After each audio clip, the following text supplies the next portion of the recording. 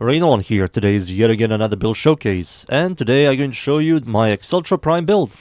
So let's start.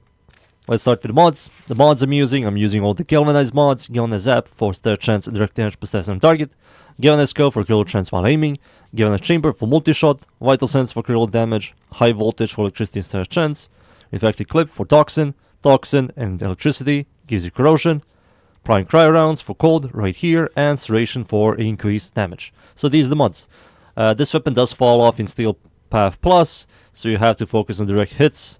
I do have another build that is focused on low level content for AoE only.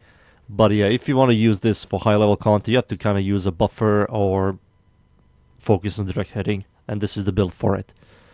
For the excess weapon adaptive slot mods, I would highly recommend going for Vigilant Supplies for enhancing your crits and also ammo economy. Or you can go Terminal Velocity for projectile speed. This weapon is a projectile weapon. For the Arcane, Primary Frostbite is quite good.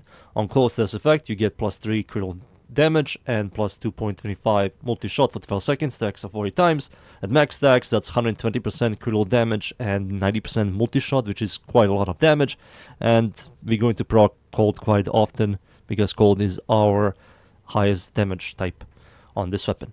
So this is quite nice. Passive gives you faster reload speed.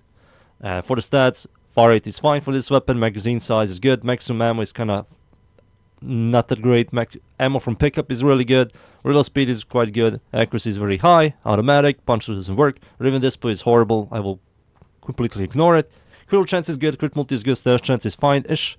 And direct hits are fine-ish as well. This weapon does also explode in a 5-meter radius, and it does also slash and puncture damage, and it's fine. So those are the stats for the Acceltra, the passive, the mods, the arcane. For the other build, which is mostly designed for a heavy buffer if you want to utilize it on high level content, but it's in the same time mostly designed for low level content, which is this build right here. I'm using heavy caliber instead of serration because this gives you negative accuracy, making your projectiles spread so you have bigger radius of clearing, and this is quite good. I'm not using corrosion and cold. I'm using blast and toxin. I'm going to proc toxin. I have primary blight, which on toxin stats effect you get critical damage and multi-shot, which is quite nice. Also toxin is a damage over time compared to cold, which is a critical damage multiplier. I'm not using Galvanized Scope and Galvanized Zap because I'm not going to focus on direct hit enemies. I'm going to just shoot in one direction and it's going to kill enemies. And yeah, this is pretty much the build as well. AoE setup, primary blight. I do use this with my Siren. Siren kind of likes this a lot. I do scale Toxin. Toxin Lash is a separate multiplier, and you add all other multipliers to double dip, triple dip into that damage, and you have a pretty solid overall clear for Steel Path, but that's only for Siren. You can of course utilize other Warframes, buffers, and armor strippers, and utilize this build as well, but I think when it comes to damage, this is much better. Much better. So it's all up to you. Both of them can work, but this is much more friendlier, especially for high level content than this is. And yeah, I think I'm done here. I think I explained everything, the stats, the passive, the mods, the arcane. I'm going to use Acceltra, no secondaries, no melee, no sentinels or cats or dogs, just Ember and Acceltra. So let's start. And we are in. I'm up against the corrupted enemies. This is a survival. Map is called Mod at the Void. Steel Path, of course. This is the direct hit build, which is much better. And as you can see, without buffs or armor strip, I am clearing really well. The AoE is helping me a ton. Proccing cold, proccing other quite nice status effects on enemies, like slash and corrosion. So this weapon sadly does fall off. It's like one of the coolest primaries that we have ever gotten. Quite a while this has been one of the most used, but yeah, it falls off. Now we're getting higher level content, and yeah, it just doesn't do much. You're just going to replace it with something better, like a cooler weapon, like a tenet weapon, Incarnon of course. Yeah, but with this setup, with this build, as you can see, it's just satisfying. It's quite nice. It clears. Cold also stops their movement and it can freeze. Cold also, for every cold proc, you increase your critical damage against them. And you have a ton of critical damage thanks to Frostbite.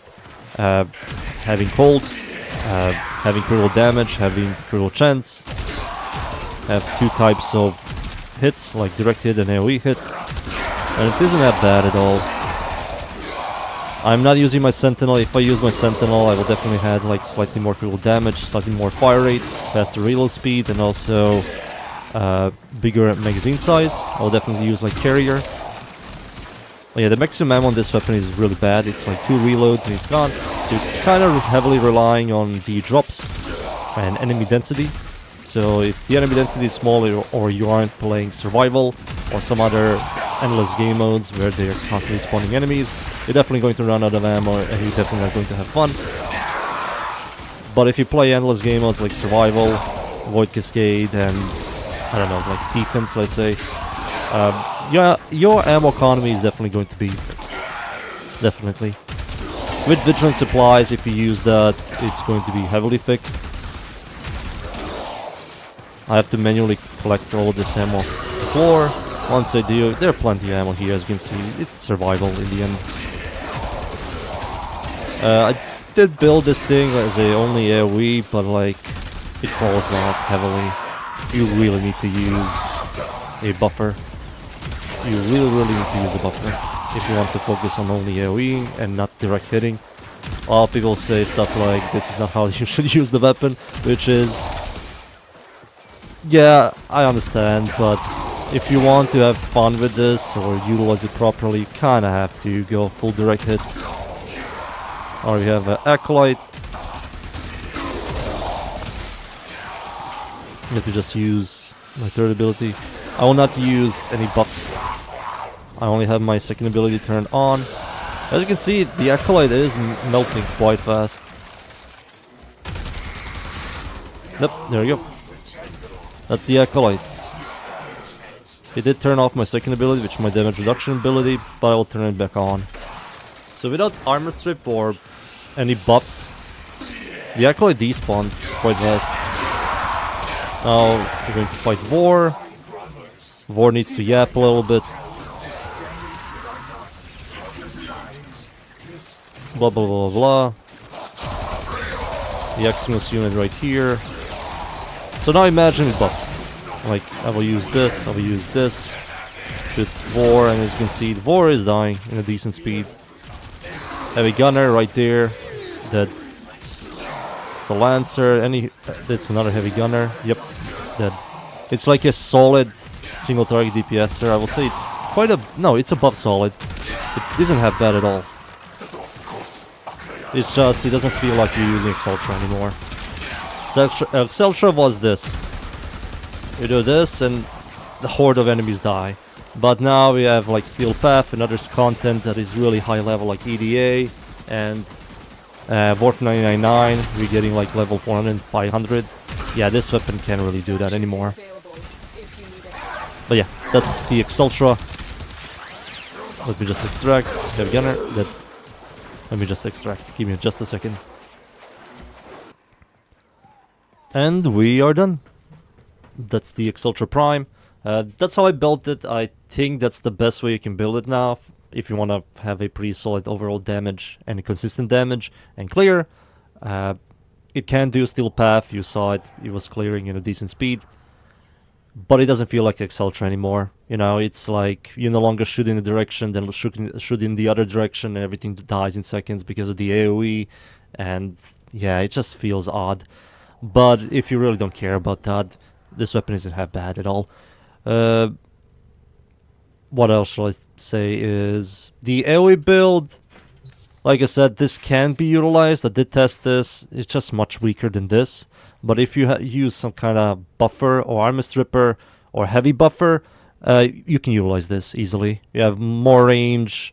You don't need to directly hit enemies. You can just spread your shots everywhere and you'll have a pretty solid clear. When it comes to single target, it kind of falls offish because you lost your direct hits. So when an Acolyte spawns or War on some sort of heavy tanky enemy, like let's say a Kuvalich, a Tenant Sister, Acolyte, it just doesn't do much, even with this one.